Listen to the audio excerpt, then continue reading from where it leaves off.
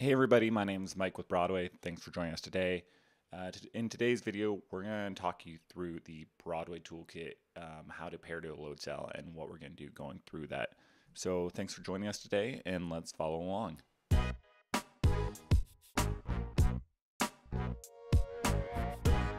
right, what we can see here is we have two pieces of the Broadweigh software up on screen right here. We have the Log 100 software, which is where we'll be using to see all of the load cells within the software. Today what we're going to be talking about is the Broadweigh Toolkit software. So let's double click on that and open it up. Just got to make sure this is in the screen well enough for you guys. Just move that over. Perfect. So a few of the things that we can see right off the bat in here. We have our big obvious pair button, which I will talk about in a second. When our receivers are plugged in, we're going to see all four icons up here. First item is our spectrum analyzer. So what this will let us do is see all of our 16 radio channels, which we have to work with in here. And we'll see any of the RF that's coming in on these channels. What this might allow us to do is when we are moving into a new venue, we might want to look at where we're having a little bit more traffic and avoid those channels in here. So we can see from about channel 5 through 9. We have a little bit of radio traffic in here. So it's not too bad out here, but we might move to something like a clearer channel, like a, say 2, 3, 4 or 10 through 15. From a lot of my experience, channel 15 tends to be pretty clear, but this is always a worthwhile page to look into if you're in a permanent setup, moving into a venue, on a tour, you're trying to troubleshoot something. This page can kind of give some insight into what else we're looking at within the room. Our second tab up here, the eyeball, this is a channel monitor in here. So this is looking at all of our 15 radio channels that our load cells can be on right now. So currently I have no load cells powered up in here. I'll just power one so we can see what shows up. So I have one load cell powered, and so I can see that's showing up on channel 1. If I were to click to channel 2, all the way up to, let's say 15, this might help you find a load cell or get a quick view of what is on these channels. We will also use this often if we're at the start of a day or a new venue coming in. We'll see this, and we'll take a look also at the values and LQI, which is link quality indicator. So if an LQI is low, basically like a lower signal that we're receiving, this could lead to something on our radio channels that we're talking about, looking at radio interference or other stuff in there.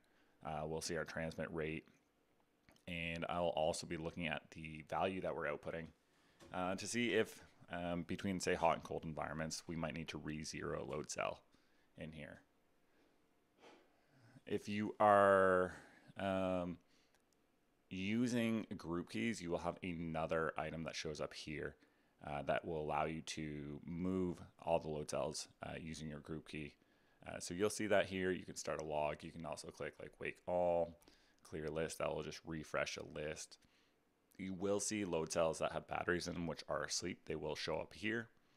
But once you click wake all, then you will see them as well. We have our settings tab over here. Nothing much to do in here for any of us on the Broadweigh side of things. USB interface, if you did have a serial interface, this is where we would click serial, make our adjustments in here. But using USB interface, we have nothing to change in here. Our base station address, sorry, is always going to be channel 1. Back to our home page. The items we're looking at here, check for updates, always worthwhile in here. We have our big pair button, and then we also have our click here for manual connection soft pair. So this click here is a good one to remember. I will often use this in scenarios. For our large pair button, as kind of listed here, you will remove the power from a load cell, so pop a battery out, click the pair button, and then within 10 seconds you must apply the power to the load cell. This is a good troubleshooting route if you're having trouble finding a load cell, figuring out whether it has a group key set on it, whether it's coming back from rental and you don't know what radio channel it's on. This is a fail-safe. once you apply that power, or like click pair, apply the power, your load cell will pop up. The other option I'll show you in here is the click here for manual connection. You must know the full 6-digit ID code of the load cell at this point. You will then, you'll click connect, you'll put your 6-digit ID in, you'll click OK. And at this point, this will do a soft pair and pair into the load cell. I will often use this if a load cell is already in a rig, out of reach, any of the above in that sense, that I need to pair into, adjust the setting, maybe reset as 0. This is often where I'll do this, is within this page.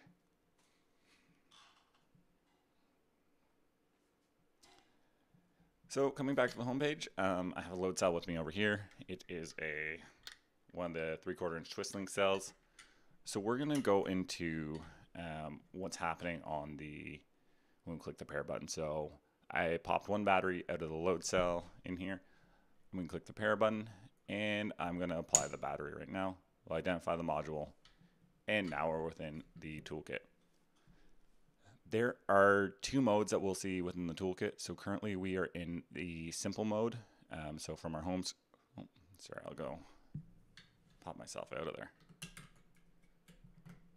All right, sorry, we're back in there. So the home screen kind of takes you out of the load cell.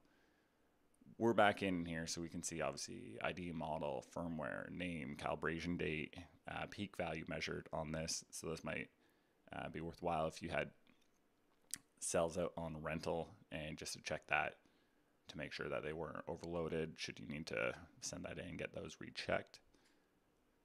We have our first item in here. So we are in the simple mode. All the load cells come default in simple mode. What this lets us do in here, we can come in here, we can add a 0, remove a 0. So if I remove 0, I might potentially see something. I can click 0, resave at 0. Live value, so if I pull on the load cell, we will start seeing our weights change in here. Estimated battery life, mind you, this assumes that we're an Energizer L91 lithium ion battery. We have battery voltage, link quality indicator, and so what this shows is the signal strength at the base station received and signal strength received at the load cell. So this can be a good spot to see if you're troubleshooting for anything. What we are also going to be doing is we have our radio channel settings. Default's going to be channel 1, no group key. You can click it. You have up to 15 radio channels to move from. So we're going to keep on 1 right now. Group key is essentially a password which you can set on your load cell. You also have to set this on your receiver. And where this might come into effect is, let's say we're in a convention hall and we have multiple vendors with load cells. We can set group key on our load cell. What this will allow us to do is selectively keep our load cells only within view of, if we're using a group key, everything with that same group key we can see. Someone using the load cells, their own load cells on their own channel, but not on the group key, they would not be able to see our load cell. So that's one option to use the group key in there. As mentioned prior, if you're using a group key, you can kind of bulk change channels for all the load cells on that group key. But it also tends to sometimes strengthen that radio connection in there, just to only look for the items that are spitting out, obviously that matching radio channel and that group key. Going back to our information page, our settings page in here, what we're going to do, we're going to take you into advanced mode. So go to advanced mode. So this also mentions simple mode, options are preset, and advanced mode, you have options to change everything in here. Most of the time, we switch all our load cells over to advanced mode, but if you're sending load cells out on a rental and you kind of want to add one layer in case you didn't want someone to potentially try and log in and adjust anything, simple mode kind of limits the options in there. But obviously advanced mode gives you a fair bit more optionality for what you're doing in here. So we'll just kind of take you through all the tabs up here and quick talk about what we're looking at. We have our first tag, so sleep delay. The load cells are going to be looking for a sleep keep awake command. And what this sleep delay is the amount of seconds without that keep awake command that the load cell will go to sleep. Data tag by default is the last 4 digits of the ID code on the side of the load cell. So just go hold this up over here. Our ID code is right over here. So we just want to make sure, we shouldn't have to make sure on this one. It's by default, it's the last 4 digits on here. This is where we would convert back to simple mode. We also now on the new Gen 3 load cells have a feature called Smart Sleep. So we can look at Smart Sleep right now. What Smart Sleep does is the load cell, if the load cell at this point is within a 11 pound threshold over here, so the weights are not changing within 11 pounds over here, and after it hits that sleep delay, which we looked at was the, I believe, 900 seconds, the load cell will go into what's called Smart Sleep state. And so at this one, it will then go down to intervals of sending a sample every 10 seconds in here. So we're still receiving weight from that load cell, but you're just dropping to a transmission rate of once every 10 seconds, therefore kind of extending that battery life out in there. Do note in here, if you're in the log 100 and you have Smart Sleep enabled, you will not be able to put the load cell to, you will not be able to sleep it within the program. It'll just pop back up and look like it's in its awakened mode. So it's just kind of one of those items to take note of, that when you click asleep and you think everything went to sleep and pops back up, that is because of Smart Sleep still sending out its current weight out of there. And one item that we could run into in the log 100 is if our Smart Sleep is putting a sample out every 10 seconds in here. But in my logging software, if I'm looking for it to show no data within, or just show it's missing data if I didn't get anything within 3 seconds, that might be something where we change our settings so it doesn't look like we're keeping dropping out of data, receiving data again. And our next tab, briefly talked about this on the other page. We have our LQI, our link quality indicator, at our base station, link quality indicator at our remote module, so the load cell.